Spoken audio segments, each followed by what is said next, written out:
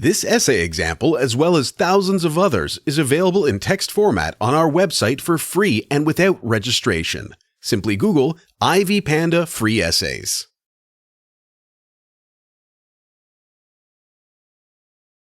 Introduction. This assignment is a discussion on the topic of bureaucracy as described by Max Weber.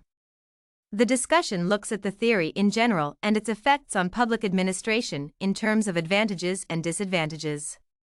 It will be argued in the discussion that the approach is characterized by the hierarchical distribution of power and authority in both public and private sector organizations.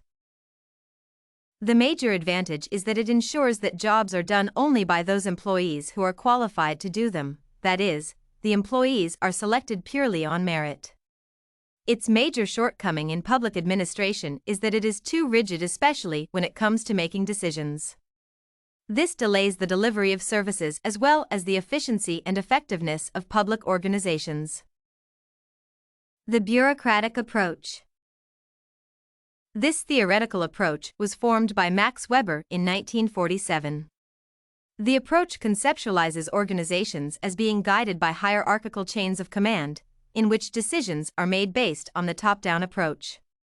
Those who are at the top management positions are responsible for making the decisions, while their juniors are responsible for the execution of those decisions. In the hierarchy, each position is composed of specific roles and responsibilities as well as some amount of authority to make decisions or to command another workforce down the hierarchy. The approach conceptualizes organizations as being characterized by division of labor and specialization. Each position in the hierarchy is held by specialized individuals or bureaucrats who have acquired education and training in that particular position. The specializations are accompanied by some specific authorities depending on the position in the hierarchy. The approach views organizations as being guided by formal regulations and rules which are formed and communicated well within the organization. There are rules of conduct in the workplace that govern things like working hours, holidays, offs, the language to be used, communication protocols within the organization based on the hierarchy, and the communication channel regarding assignments for specific positions in the hierarchy. These rules and regulations govern the procedures and the processes of the organization to give it an identity as well as stability and make it possible to predict the output of the organization because everything is planned and followed to the letter without failure or compromise.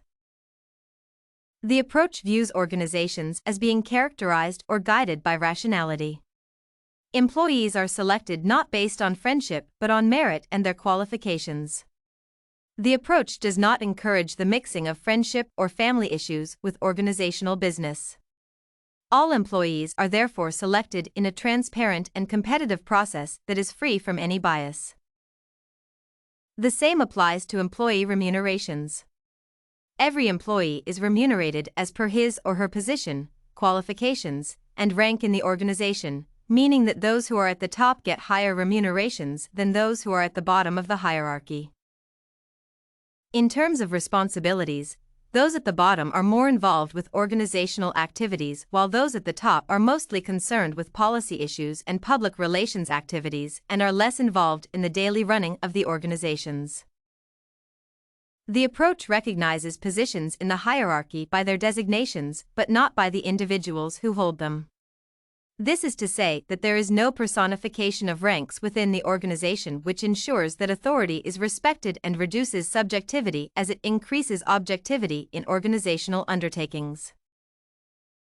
This idea of addressing positions by their designations in the hierarchy also ensures that there is no conflict of interest or unnecessary arguments or exchanges between various officials in the chain of command, which in turn increases efficiency in the organizational business.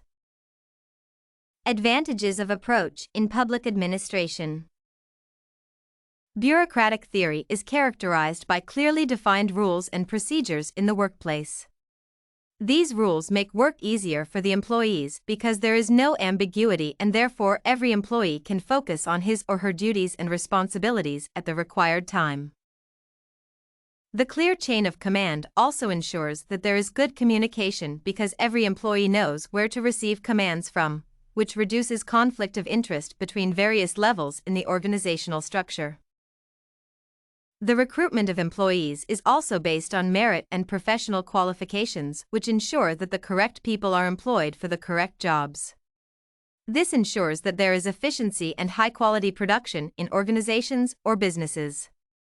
The separation of employees' issues and those of organizations makes employees focus solely on their duties and responsibilities. Disadvantages of the bureaucratic approach in public administration. The theory has, however, been described by critics as being too rigid. It has also been accused of losing rationality, especially in the issue of decision-making, in which its critics argue that it takes a lot of time before the bureaucrats in the chain of command procure a decision, which in turn compromises the efficiency and effectiveness of the organization. Other critics argue that the approach tends to build empires within organizations, which discourages creativity and innovations of junior employees, thereby hindering organizational progress and growth. If you want to find more works like this essay on contributions of Max Weber's Bureaucracy to public administration, head over to ivypanda.com. It has a collection of free samples with thousands of submissions covering virtually all academic subjects. No registration required to access it.